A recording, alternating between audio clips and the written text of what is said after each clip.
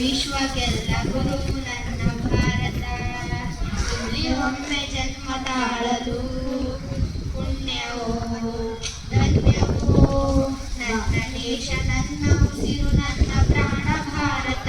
ಶಾಂತಿ ಸಹಬಾಳ್ವೆ ವಿಶ್ವಕ್ಕೆಲ್ಲ ಸಾರುತ್ತ, ಶಾಂತಿ ಸಹಬಾಳ್ವೆ ವಿಶ್ವಕ್ಕೆಲ್ಲ ಸಾರುತ್ತ. ಧನ್ಯವಾದಗಳು. ಅಭಿನಂದನೆಗಳು.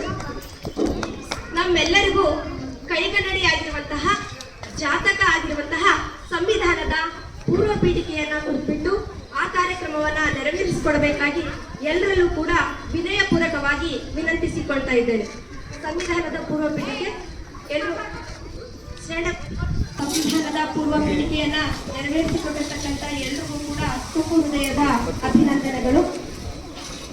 ಜನವರಿ 26 ಗಣರಾಜ್ಯ ದಿನ.